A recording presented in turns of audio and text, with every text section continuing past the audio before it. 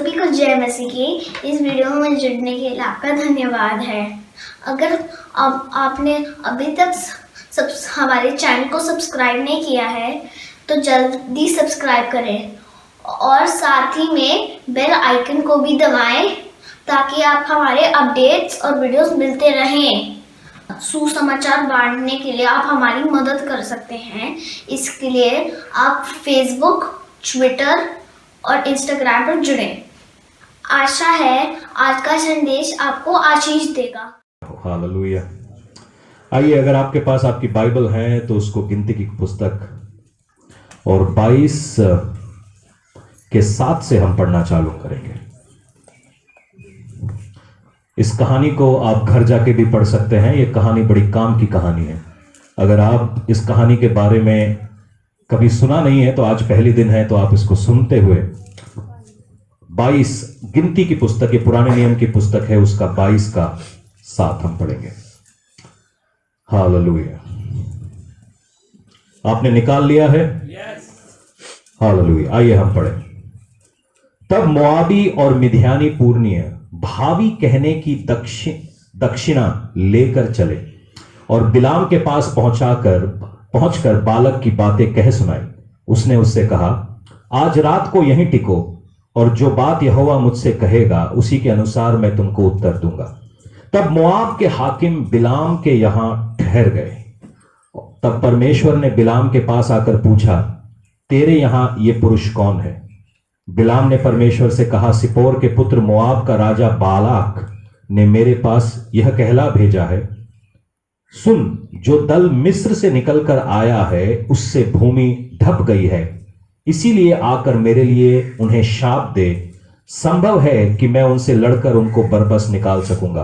परमेश्वर ने बिलाम से कहा, तू इनके संग मत जा, उन लोगों को शाप मत दे, क्योंकि वे आशीष के भागी हो चुके हैं। अगर आप कुछ अंडरलाइन करना चाहते हैं तो ये अंडरलाइन कर लीजिएगा। भोर को बिलाम ने उठकर बालाक के हाकिमों से कहा कि तुम अपने देश को चले जाओ, क्योंकि यहोवा मुझे साथ जाने की आज्ञा नहीं देता। तब मोआब के हाकिम चले गए और बालाक के पास जाकर कहा कि बिलाम ने हमारे साथ आने से मना किया है। इस पर बालाक ने फिर हाकिम भेजे जो पहले से प्रतिष्ठित थे और गिनती में भी अधिक थे। उन्होंने बिलाम के पास आकर कहा, सिपोर का पुत्र बालाक यूं कहता है कि मेरे पास आने से किसी कारण मना मत कर, क्योंकि मैं निश्चय तेरी बड़ी प्रतिष्ठा करूंगा और तू जो कुछ कहे वही मैं करूंगा। इसीलिए आ और उन लोगों को मेरे निमित्त शाप दे। बिलाम ने बालाक के कर्मचारियों को उत्तर दिया, चाहे बालाक अपने घर को सोने चांदी से भरकर मुझे दे दे, तो भी मैं अपने परमेश्वर यहोवा की आज्ञा को पलट नहीं सकता कि उसे घटाकर या बढ़ाकर मानो। यह भी आप अंडरलाइन कर सकते हैं, आज्ञा को घटाकर बढ़ाकर माना नहीं जा सकता। इसीलिए अब तुम लोग आज रात को यहीं टिक रहो, ताकि मैं जान लूं कि यहोवा मुझसे और क्या कहता है। परमेश्वर ने रात को बिलाम के पास आकर कहा, यदि वे पुरुष तुझे बुलाने आए हैं तो तू उठकर उनके संग जा, परंतु जो बात मैंने तुझसे कहूं उसी के अनुसार करना। तब बिलाम भोर को उठा और अपनी गधी के पर काठी बांधकर मोआबी हाकिमों के संग चल पड़ा। ओह ओह। उसके जाने के कारण परमेश्वर का कोप भड़क उठा और यहोवा के दूत उसको विरोध करने के लिए मार्ग रोककर खड़ा हो गया। वह अपनी गधी पर सवार होकर जा रहा था और उसके संग उसके 2 सेवक भी थे, और वह उस गधी को यहोवा के दूत के हाथ में नंगी तलवार लिए हुए मार्ग में खड़ा दिखाई पड़ा। तब गधी मार्ग छोड़कर खेत में चली गई। तब बिलाम ने गधी को मारा कि वह मार्ग पर फिर आ जाए। तब यहोवा के दूत दाख की बाड़ियों के बीच की गली में, जिसके दोनों ओर बारी की दीवार थी, खड़ा हुआ। यहोवा के दूत को देखकर गधी दीवार से ऐसी सट गई कि बिलाम का पांव दीवार से दब गया। तब उसने उसको फिर मारा। तब यहोवा के दूत आगे बढ़कर उसको एक संकरे स्थान पर खड़ा हुआ, जहां ना तो गहीनी और ना दाहिनी हटने की जगह थी और ना बाईं ओर। वहां यहोवा के दूत को देखकर गधी बिलाम के लिए दिए बैठ गई। फिर तो बिलाम का कोप भड़क उठा और उसने गधी को लाठी से मारा। तब यहोवा ने गदही का मुंह खोल दिया। सब बोलो, गदही का मुंह खोल दिया। और वह बिलाम से कहने लगी, मैंने तेरा क्या किया है कि तू मुझे 3 बार मारा? बिलाम ने गदही से कहा, यह कि तूने मुझको नटखटी की है।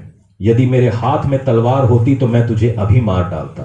गदही ने बिलाम से कहा कि क्या मैं तेरा वही गदही नहीं जिस पर तूने जन्म से आज तक चढ़ता आया है? क्या मैं तुझको कभी ऐसा करती थी? वह बोला, नहीं। तब यहोवा ने बिलाम की आंखें खोली और उसको यहोवा के दूत के हाथ में नंगी तलवार लिए हुए मार्ग पर खड़ा दिखाई पड़ा। तब वह झुक गया और मुंह के बल गिर के दंडवत की। यहोवा के दूत ने उससे कहा कि तूने गदही को 3 बार क्यों मारा? सुन, तेरा विरोध करने के वो मैं यहां आया हूं, इसलिए कि तू मेरे सामने उल्टी चाल चलता है। और यह गदही मुझे देखकर मेरे सामने 3 बार हट गई। यदि वह मेरे सामने से हट ना जाती तो निस्संदेह मैं अब तक तुझे तो मार ही डालता, परंतु उसको जीवित छोड़ देता। तब बिलाम ने यहोवा के दूत से कहा, मैंने पाप किया है। मैं नहीं जानता कि तू मेरा सामना करने को मार्ग में खड़ा है। इसीलिए अब यदि तू मुझे बुरा लगता है तो लौट जाता हूं। यहोवा के दूत ने बिलाम से कहा, इन पुरुषों के संग तू चला जा, परंतु केवल वही कहना जो मैं तुझसे कहूंगा। तब बिलाम बालाक के हकीमों के संग चला गया। आइए हम प्रार्थना करें कि परमेश्वर हालेलुया की ये बात हमारी समझ में आए कि खुदावन कहीं हमारी आंखें बंद तो नहीं है, कहीं हम चीजों को देख तो नहीं पा रहे जो हमें दिखना था, जो हमें समझ में आना था। परमेश्वर कहीं ऐसा तो नहीं हो रहा है कि हम उन बातों को समझ नहीं पा रहे। क्या मैं परमेश्वर तुझे देख पा रहा हूं? ये आज हमारी प्रार्थना होने दीजिए। परमेश्वर, क्या मैं तुझे देख पा रहा हूं? ये अंधापन है। हालेलुया, ये एक अंधापन है। हालेलुया, परमेश्वर का धन्यवाद हो कि आज अंधापन यहां पे खत्म होता है प्रभु यीशु के नाम में। आमीन। हालेलुया। ये कहानी इस प्रकार से है कि जो इजरायली लोग हैं वो मिस्र में से बाहर निकलते हैं, और जब वो मिस्र में से बाहर निकलते हैं, ना उनके पास हथियार होते हैं, ना सेना होती है, मगर वो अलग अलग देश के राजाओं को वो हराते जाते हैं।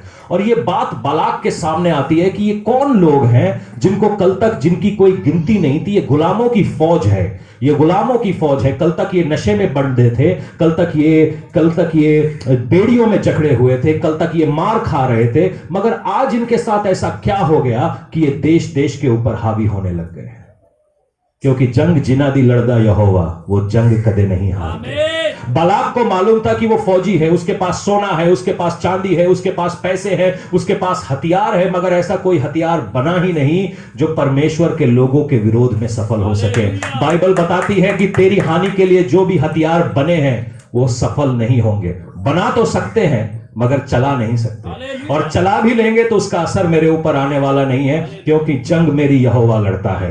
Hallelujah, hallelujah.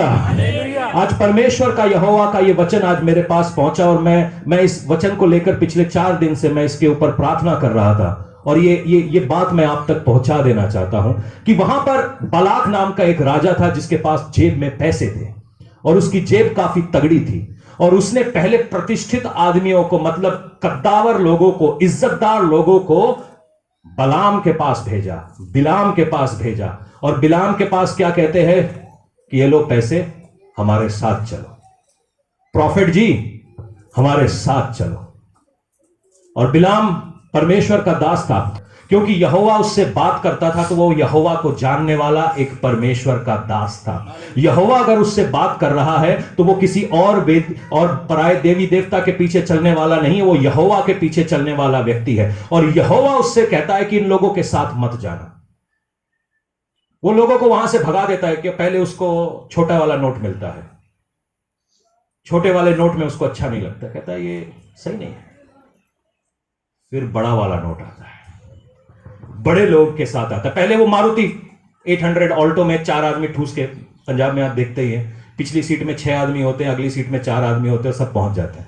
लड़की देखने आए हैं, किस में आए हैं? ऑल्टो में आए हैं, और बात करेंगे ताज की, आओ ताज में बैठ के देखेंगे लड़की को।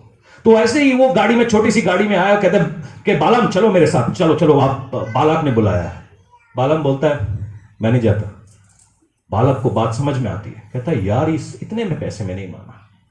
तो वो क्या करता है, एक मर्सिडीज लेता है और मर्सिडीज वाले लोगों को भेजता है, 2 स्कॉर्पियो आगे 2 स्कॉर्पियो पीछे, बीच में मर्सिडीज, और बीच में थोड़ा नोट वोट भी ज्यादा डालता है, और वो नोट लेके बालम के पास पहुंच जाते हैं। अब नोट देख लिया प्रॉफिट जी ने थोड़ी गलत बात अलग हो जाती है। जो काम आपकी बिनतियां नहीं कराती वो कई जगहों पर नोट करा देते हैं, आपको मालूम है। ऐसी कई जगहें हैं जहां की मेंबरशिप आप नोट देके खरीदते हो, हाँ, कार्ड बनाते हो। कल मैंने 2 चीजें देखी। पहले आपको मालूम है एनॉइंटेड ऑयल आता था, सबको मालूम है, पंजाब में तेल का कुआं पंजाब में ही है, आपको मालूम है, उसके पैसे लगते थे। फिर आया एनॉइंटेड पानी, ठीक है। कल मैंने एक इश्तिहार देखा, एनॉइंटेड नमक, एनॉइंटेड नमक। क्या मोबाइल भी आ गया एनॉइंटेड? क्या एनॉइंटेड रुमाल? हाँ, अब बस कच्चे बनियान नाड़े बाकी रह गए हैं, थोड़े दिन में वो भी आ जाएंगे। एनॉइंटेड साबुन भी है, उसके लगाने से आदमी गोरा हो जाएगा। तो कल मैंने नमक देखा, तो फिर मैंने सोचा हल्दी और मिर्ची क्यों नहीं, उसके बाद गरम मसाला भी एनॉइंटेड आएगा, सब कुछ एनॉइंटेड है। तो प्रॉफिट जी ने प्रॉफिट देखा, प्रॉफिट जी ने प्रॉफिट देखा, प्रॉफिट जी ने प्रॉफिट देखा, प्रॉफिट जी ने प्रॉफिट देखा, और प्रॉफिट देखते ही प्रॉफिट जी परमेश्वर के पास गए ये पैसे तो तूने ही भेजे होंगे मेरे लिए, चला जाता हूं। चांस पे डांस करने वाली बात है। और फिर परमेश्वर ने बोला जा जा। कभी ऐसा हुआ है आपके बच्चे आपके पास आए, मम्मी मेरे को चाहिए, अरे नहीं लेना, मम्मी मुझे चाहिए, नहीं लेना, अरे मम्मी मैं इसी से शादी करूंगा, जा जा। अब स्यापा पाल लिया है तो खुद ही मुकाएगा। तो परमेश्वर ने जब बोला जाओ तो वो खुश हो गया। कई बार ऐसा होता है बच्चों को डिसिप्लिन समझ नहीं आता। डिसिप्लिन पहले पर नहीं नहीं नहीं नहीं, उसके बाद चल ले, कर ले अपनी मर्जी। शायद हम सभी बच्चे हैं कहीं ना कहीं किसी ना किसी लेवल पे, और अपनी मर्जी हम करते रहते हैं। तो प्रॉफिट जी ने भी जब प्रॉफिट को देखा, तो प्रॉफिट देख के प्रॉफिट जी अपनी बुलाहट को भूल गए, और वो कहते परमेश्वर मुझे जाने दे, ये लोग शायद तू नहीं भेजे होंगे। जब इंसान छोटा होता है ना, छोटा, अपनी जारा की तरह, जारा कहां है मुझे नहीं मालूम, तो जारा को मालूम कैसे चलता है कि ये मेरे पापा है, ये मेरा मम्मी है। जारा को अगर मैं उठाऊंगा ना, उसको 2 मिनट में पता चल जाएगा कि ये मेरी मम्मी नहीं है। उसका दिमाग तो चल नहीं रहा, उसकी आंखें हैं, कान है, मुंह है, सब कुछ है, मगर चल कुछ भी नहीं रहा। अगर वो चल रहा होता तो बोलती मुझे भूख लगी है, मुझे टॉयलेट जाना है। वो डायपर का इस्तेमाल नहीं करती, उठ के टॉयलेट जाती और काम करके आ जाती। मगर जारा को ये बात कैसे पता है कि वो मेरी मम्मी है, वो मेरे पापा है? क्योंकि शायद वो बोल नहीं सकती, मगर उसकी सांस, उसकी नाक तो चल रही है, उसके जो सेंसेस है, जो उसकी इंद्रियां हैं, वो तो काम कर रही हैं, जो उसके जो उसको वो संवेदनशीलता है जो उसके शरीर में, वो काम कर रही है। और हम सभी के शरीर में ऐसी एक संवेदनशीलता होती है, सेंसेस होते हैं। हम सूंघ सकते हैं, देख सकते हैं, मगर समझने वाली बात है क्या हम समझ सकते हैं? आज आप, जब हम इश्तिहार देखते हैं, मैं इश्तिहार से आया हूं, तो सारे जो इश्तिहार हैं वो कई सारे इश्तिहार लेडीज प्रोडक्ट के आदमियों के लिए बने होते हैं।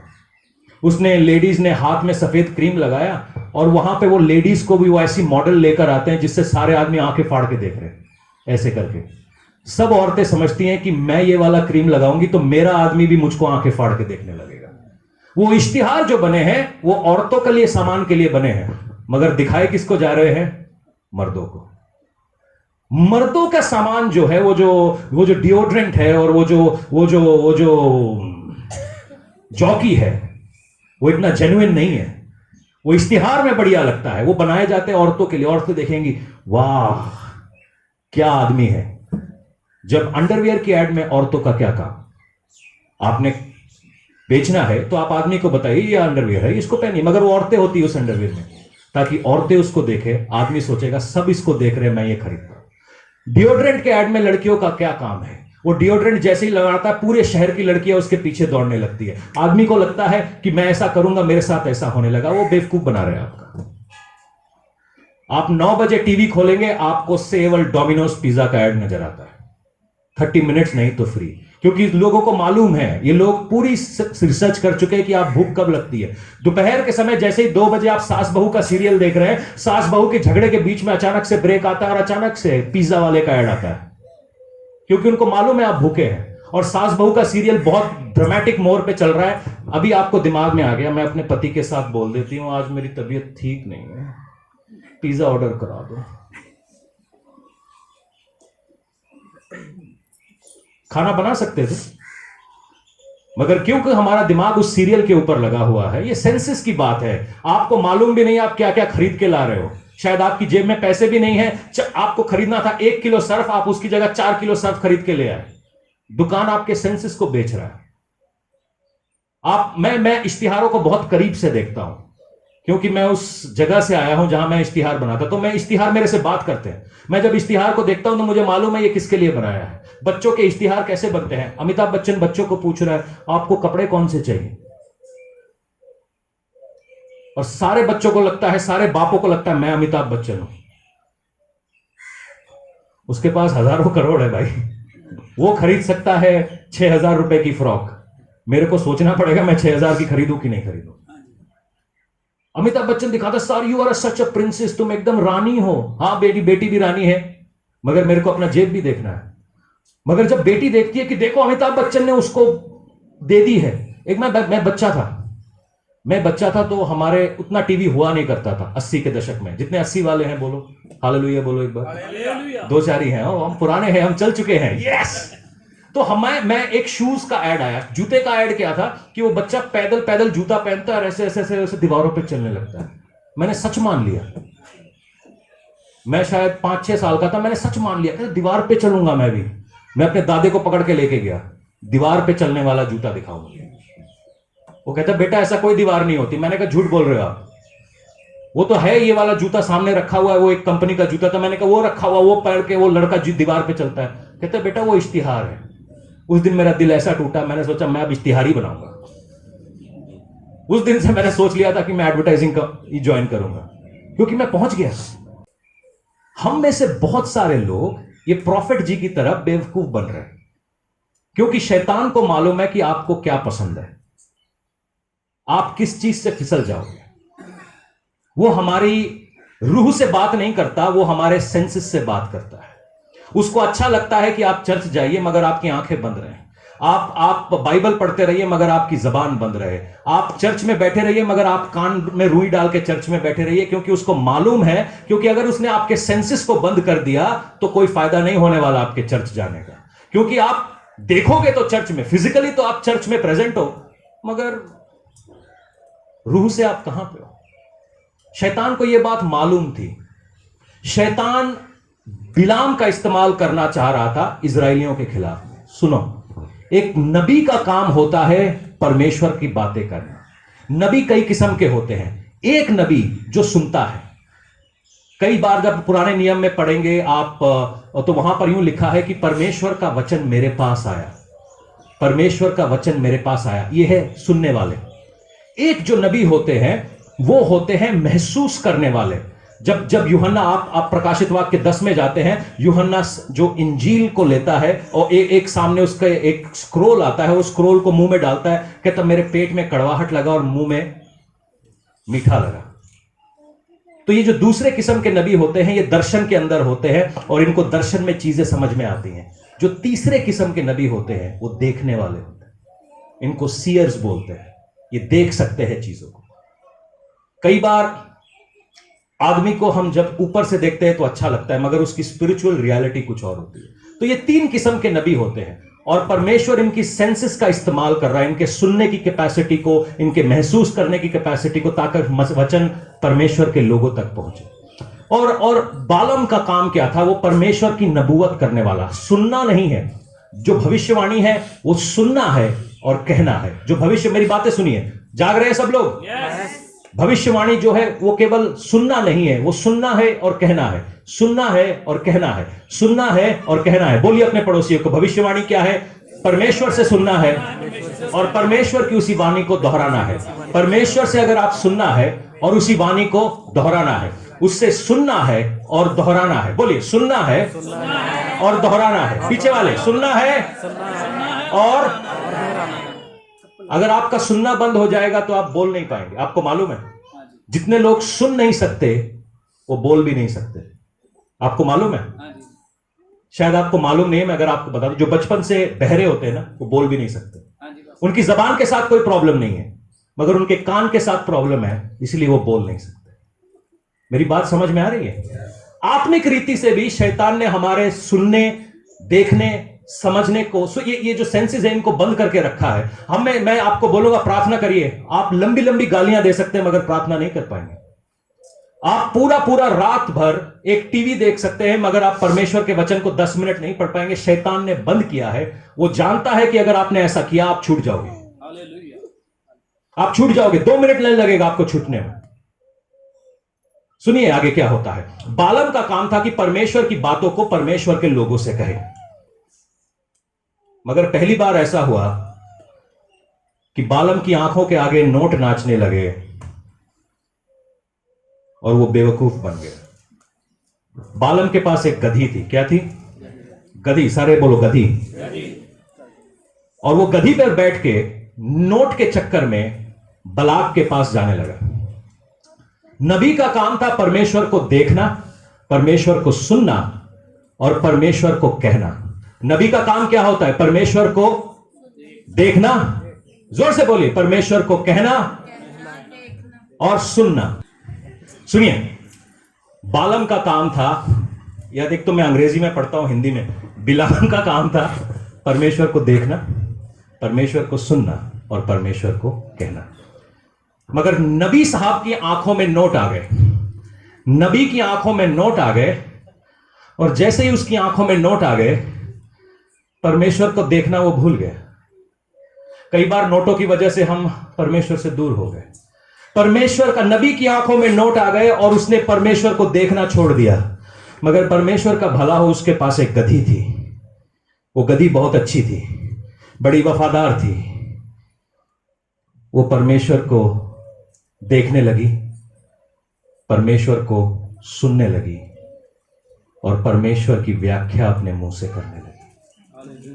नबी का काम था कहना। जब नबी नोट देखने लगे तो परमेश्वर गधों को खड़ा कर देता है। परमेश्वर का कलाम यूं कहता है कि उसने मूर्खों को चुन लिया ताकि वो समझदारों को। तो परमेश्वर के लिए मैं गधा ही अच्छा हूं, मैं गधा ही अच्छा हूं। कम से कम मेरी जबान चल तो रही है, मेरी जबान चल तो रही है। यीशु मसीह भी जब यरूशलेम में जाता है, वो गधी पे बैठ के ही जाता है। मैं सोचा सर आप घोड़ा भी ले सकते थे, बैल भी ले सकते थे, भैंस भी ले सकते, गधी ही क्यों? वो भी 2 जोड़ी गधी, वो भी मांगी हुई गधी ही क्यों? क्योंकि लोगों को लगता है कि परमेश्वर के वचन पे चलना गधापन है, परमेश्वर का कलाम पे चलना। चर्च जाते रहो, चर्च में बैठे रहो, एकदम क्यूट लगते रहो, मगर वचन पे मत चलो। ये जो गधे के जैसे चलना है ना, गधे की एक खासियत है, उसको जो बोलो जैसे बोलो वैसे करता है। उसको जो बोलो जैसे बोलो वैसे करता है। उसके पीठ के ऊपर मिट्टी टांग दो तब भी वैसे चलेगा, उसके पीठ पे नमक टांग दो तब भी वैसे चलेगा, उसके पीठ पे रुई टांग दो तब भी वैसे चलेगा, उसके पीठ पे सोना टांग दो तब भी वैसे ही चलेगा। ये गधे की खासियत है। और यीशु मसीह 2 गधे के ऊपर क्यों बैठा? 2 गधे के ऊपर कैसे बैठ सकता कोई? हाँ, एक पुराना नियम, एक नया नियम, एक पुराना नियम, एक नया नियम। लोगों को लगता है ये बेवकूफी है, मगर मुझे मालूम है कि ये परमेश्वर के वचन के चलना गधापन है। लोग समझते तुम तो गधे हो, तुम तो लोगों के साथ अच्छाई कर रहे हो, लोग तुम्हारे को एटीट्यूड दे रहे हैं, लोग तुम्हारे को गाली दे रहे हैं, फिर भी तुम लोगों के साथ अच्छा कर रहे हो क्योंकि मैं गधा हूं। क्योंकि कलाम यूं करने को कहता है। कलाम कहता है कि बुराई के भले क्या करो, बदले में क्या करो? क्या करो? मुंह नोच लो किसी का। तो मैं तो इस कलाम के ऊपर से ही बात कर रहा हूं। तो वो गधे के ऊपर बैठ के बालम साहब नोट देखते हुए चल रहे थे, तो परमेश्वर का धन्यवाद हो कि उसने गधे के मुंह को खोल दिया। नबूवत बालम ने करनी थी, मगर अब नबूवत गधा करने लगा। और वो दिन हमारी जिंदगी में टर्निंग पॉइंट होता है जब आप गधे की सुननी पड़ जाए। जब भी आपका गधा आपसे बात करने लगे तो समझ लेना मुसीबत सामने ही खड़ी है। बाइबल बताती है कि परमेश्वर का स्वर्गदूत तलवार लिए उसके सामने 3 बार खड़ा था, और परमेश्वर का धन्यवाद हो कि उसने गधे का मुंह खोल दिया। और गधे का जब मुंह खुला, मजेदार बात है, हम सब मिरेकल ढूंढ रहे हैं, मिरेकल होगा, मिरेकल होगा, मिरेकल होगा। गधे का मुंह खुल गया भाई। तेरी गधी जो तेरे साथ सारी जिंदगी भर थी, वो आज मुंह खोल के बोल रही है परमेश्वर का दूत सामने खड़ा है। फिर भी तुम लट से उसे पीट रहे हो, फिर भी तुम उसे लट से पीट रहे हो। परमेश्वर का न्याय होने को है, फिर भी तुम पासवान जी को लट से पीट रहे हो। परमेश्वर आने को ही है, फिर भी तुम हमें लट से पीट रहे हो। क्योंकि हमारी आंखों में नोट है। नोटों का नशा बड़ा अजीब होता है, चिट्टे से भी खराब होता है। जिसको इस नोट का नशा है वो बड़ा खतरनाक जगह पे है। चिट्टा बच सकता है, हशीश से बच सकता है, मगर ये नोटों का नशा बड़ा ही खतरनाक चीज है। ये आदमियों को डुबो देती है, ये सेवकाइयों को खा जाती है। सेवकाई शुरू अच्छी हुई थी, यहोवा के तेल से अभिषेक होकर शुरू हुई थी, मगर वही तेल जब बिकने लगता है। मैं तेल बेचने के खिलाफ नहीं, मैं इस मानसिकता के खिलाफ हूं कि तुम लोगों का बेवकूफ बना रहे हो, लोगों को परमेश्वर से दूर कर रहे हो, जबकि तुम्हारा काम है परमेश्वर के करीब उनको लेके जाना। गधा बोलने लगता है और नबी सुनने लगता है। कल तक नबी बोल रहा था, नोटों का नशा आ गया, आज गधा बोलने लग गया। ऐसा ना हो हमारी जिंदगी में, ऐसा ना हो। परमेश्वर से आज प्रार्थना करिए कि परमेश्वर आज मेरी आंखों को खोल दे, मेरे कान को खोल दे। आखिरी बात करके यहीं खत्म करेंगे। मत्ती 13 में चलेंगे, 13 के 19 में।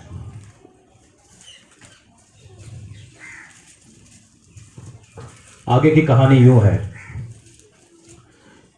कि बिलाम जो है बलाक के पास पहुंचता है, और परमेश्वर बिलाम से पहले ही कह चुका है कि इन लोगों को श्राप नहीं देना, इन लोगों को श्राप नहीं देना। और तो बिलाम क्या करता है इजरायलियों को हराने के लिए, मालूम है? मालूम है आपको? उनकी शादी गैर कौमों वालों के साथ करा देता है। बिलाम की तकलीफ मालूम है क्या थी? क्योंकि वो अंधा हो गया था।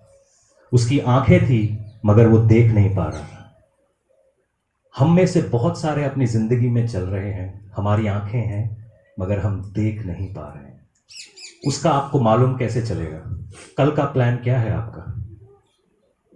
कल सोमवार है, कल आप क्या करने जा रहे हैं? मैं उठूंगी सवेरे, खाना खाऊंगी, रोटी बनाऊंगी, सो जाऊंगी। मैं उठूंगा, खाना बनाऊंगा, रोटी खाऊंगा, सो जाऊंगा। ये टॉमी भी करता है। टॉमी और आपके बीच में कुछ तो फर्क है, क्योंकि परमेश्वर ने आपको छठे दिन बनाया और अपनी सूरत और अपनी सीरत में बनाया। टॉमी को पता नहीं है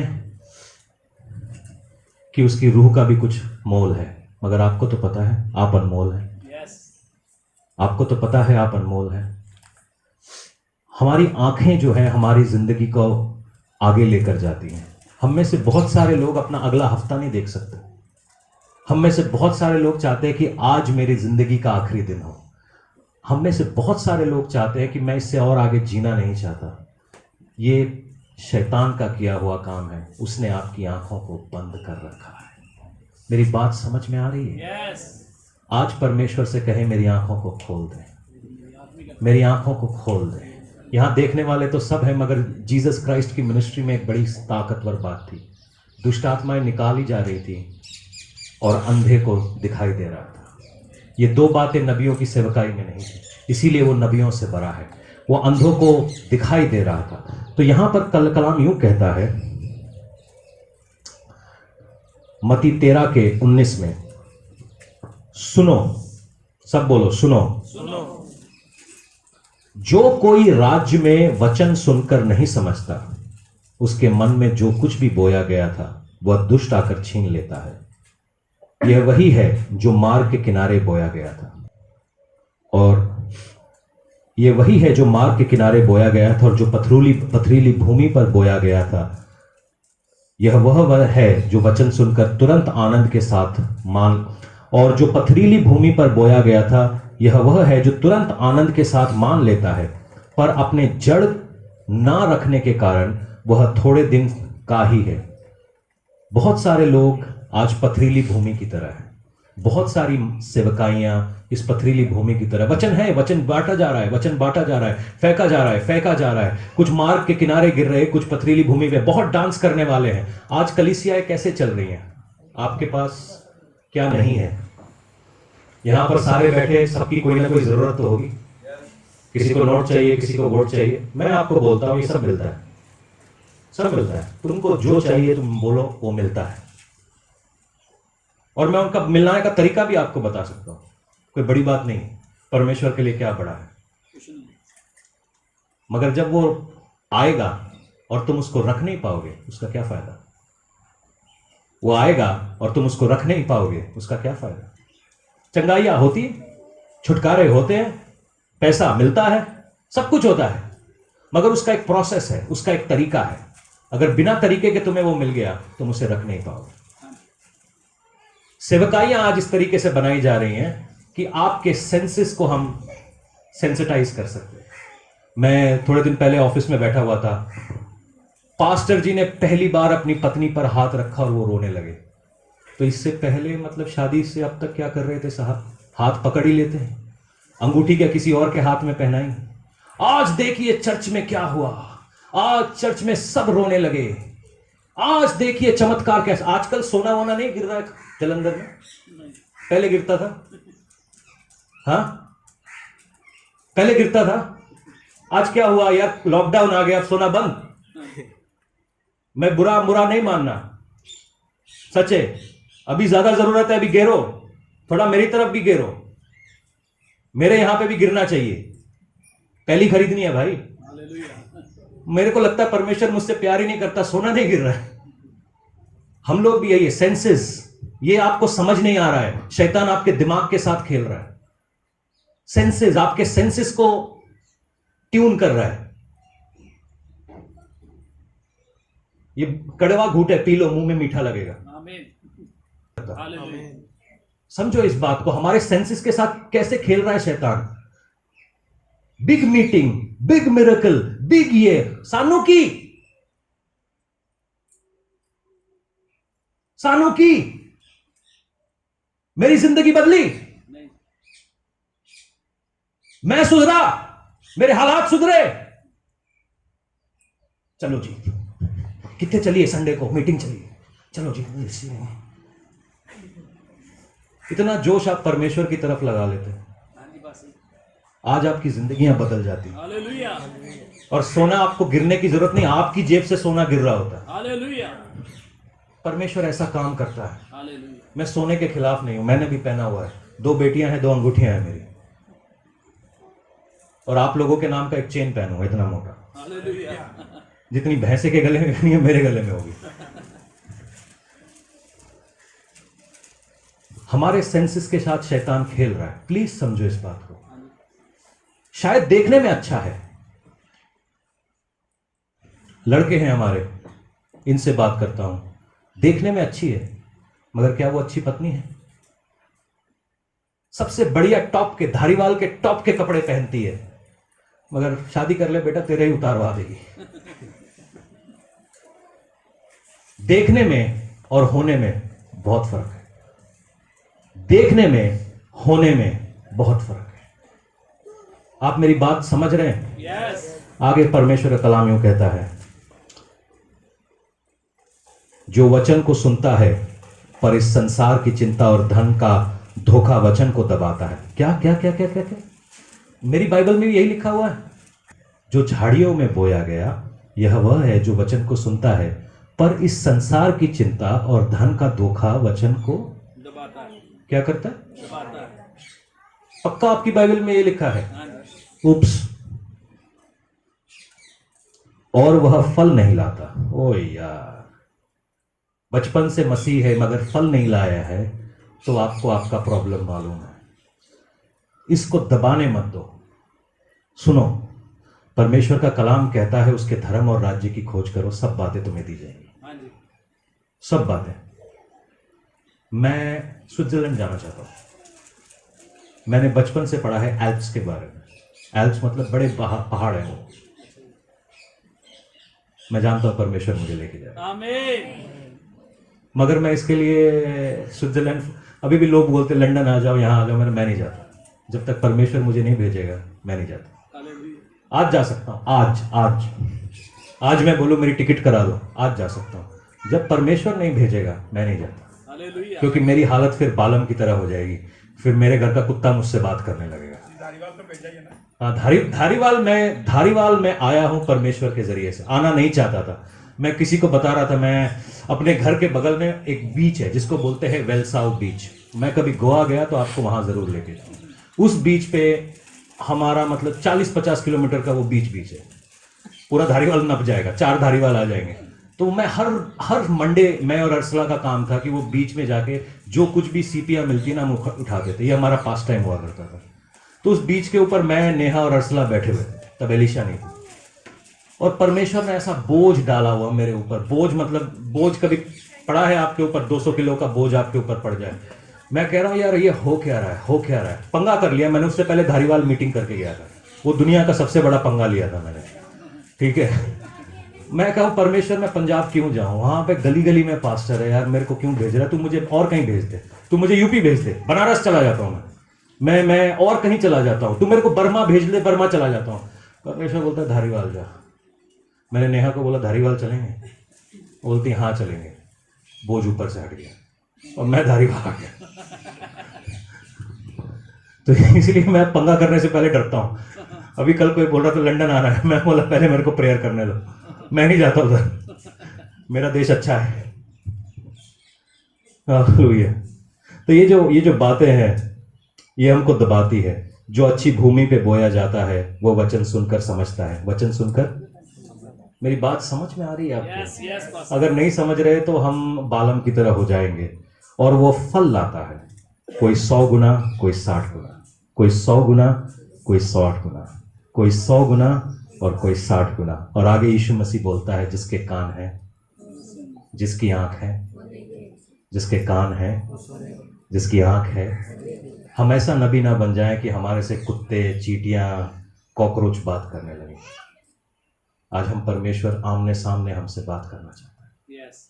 आज हमारी आंखों को हटाओ दुनियादारी से, हमारी आंखों को हटाओ इन सब बातों से। आज मैं परमेश्वर तेरी बात करना चाहता हूँ। हालेलुया। क्या तुम्हें लगता है कि बिलाम जो है अपने घर बैठे अमीर नहीं हो सकता था?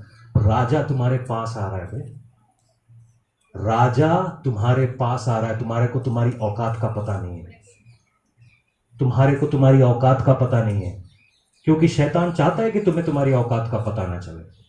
तभी तो आपको कंट्रोल में करके रखेगा, तभी वो आपको दबा के रख सकता है। जिस दिन तुम्हें पता चल जाएगा मैं उसका बेटा हूं, उस दिन तुम छूट गए। यस आमीन। हालेलुया। उस दिन तुम छूट गए, हालेलुया। छूट गए तुम उस दिन। यस आमीन। आज परमेश्वर से कहो कि मेरी आंखें खोले, मेरी कान खोल दे पिता। मैं बालाम की तरह नहीं होना चाहता हूं जो भटका हुआ है, जो इधर उधर गया हुआ है। मेरी आंखें आज खोल दीजिए पिता, मेरी आंखें आज खोल दीजिए पिता, मेरी आंखें खोल दीजिए। मुझे गधे से नहीं सुनना पिता, मैं तेरे वचन सुनना चाहता हूँ।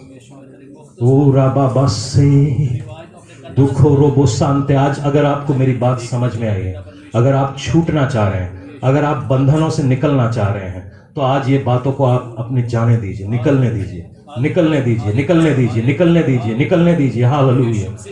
मेरी आंखें खुल जाएं, मेरे कान खुल जाएं, मेरी आंखें खुल जाएं, मेरी कान खुल जाएं, मेरी आंखें खुल जाएं, मेरे कान खुल जाएं, मेरी आइए हम प्रार्थना करें कि आज हमारी नजरें जो हैं ये दुनियावी बातों से, तुम्हें बच्चा चाहिए, तुम्हें तुम्हारा पति चाहिए, तुम्हें वीजा चाहिए, ये सब मिलता है यार। यस आमीन। तुम वो सोच के देखो तुम्हें क्या चाहिए, सब मिलता है, तुम्हारे मांगने से पहले दिया हुआ है। लेना सीख लो, लेना सीख लो उसको। हालेलुया। ये जो झूठे, ये मैं बालम को आप क्या बोलेंगे, मैं इस पे बड़ा डिबेट करना चाहता हूं एक्चुअली। ये झूठा नबी नहीं है, ये भटका हुआ नबी है। ये झूठा नबी नहीं है, ये भटका हुआ नबी है। ये भटका हुआ नबी है, और ये भटका हुआ नबी दूसरों को और भटकाएगा। ये खुद भटक गया, इसने पूरी कौम को भटका दी।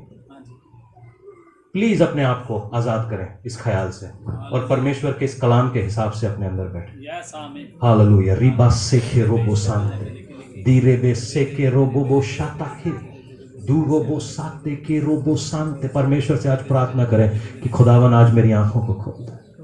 दीरा बासे देखे रोबो बो साता दुखो रोबो शांता ए राबाशे देखे रोबो बो साते दुखो रोबो शांते खेरे बेबे से बुखो रोबो शांते तीरे बेसते के रोबो शाखाते ओ राबा बाबा हो तेरी स्तुति और आराधना करता हूं मैं तुझसे ये प्रार्थना।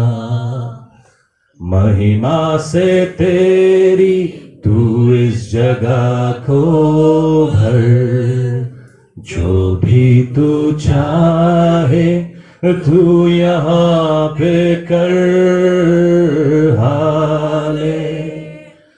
Hallelujah hallelujah hallelujah hallelujah. कलीसिया आज जब हम ये गीत को गाते हैं, आज अपनी आवाज को परमेश्वर की तरफ बुलंद करें। खुदावन मैं क्या नहीं देख पा रहा हूं, मैं तुझे क्यों नहीं देख पा रहा हूं, अपने घर में, अपनी जीवन में, अपनी परिस्थिति में मैं तुझे क्यों नहीं देख पा रहा हूं। क्या चीजों ने मेरी आंखों के ऊपर पट्टी बांध रखी है, क्या चीज मुझे धोखा में डाल रही है। ओ खाराबा से हालेलुया। प्रार्थना में जाइए, प्रार्थना में जाइए। आज कोई जना बैठे ना रहे। आज मैं कहिए परमेश्वर मैं तुझे देखना चाहता हूं, मैं तुझे देखना चाहता हूं, मैं तुझे देखना चाहता हूं, मैं तुझे देखना चाहता हूं, मैं आज तुझे देखना चाहता हूं, मैं आज तेरे को महसूस करना चाहता हूं। मैं बालम की तरह नहीं हूं, मैं आज तुझे देख रहा बेटा हूं, मैं तेरी तरह हूं। मैं आज तुझे महसूस करना चाहता हूं। वो आग मेरे अंदर उंडेल पिता, वो आग मेरे अंदर उंडेल। हालेलुया। वो तेरी स्तुति और आराधना। पवित्र आत्मा को पुकारिए। हूं मैं तुझसे ये प्रार्थना, महिमा से तेरी तू इस जगह को भर, जो भी तू चाहे तू यहाँ पे कर। Hallelujah hallelujah hallelujah hallelujah. बंधन टूट जाए। Hallelujah hallelujah. परमेश्वर से कहे मेरी आंखें को, आज से तेरी नया दिन दिखाता है, ढाल बनकर मेरी मुझे बचाता है। करुणा से तेरी नया दिन दिखाता है, ढाल बनकर मेरी मुझे बचाता है। आज परमेश्वर से कहे मेरी आंखें खोलिए। अब मैं पुकारूं तू दौड़ आता है, जब मैं गिरूं मुझे उठाता है। Hallelujah hallelujah hallelujah hallelujah.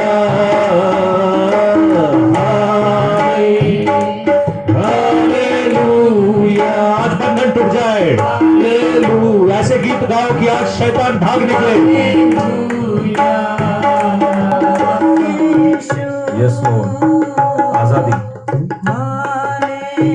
टूटे, इसी समय टूटे। Break it. Every yoke shall be broken and destroyed right now in the name of Jesus. Hallelujah.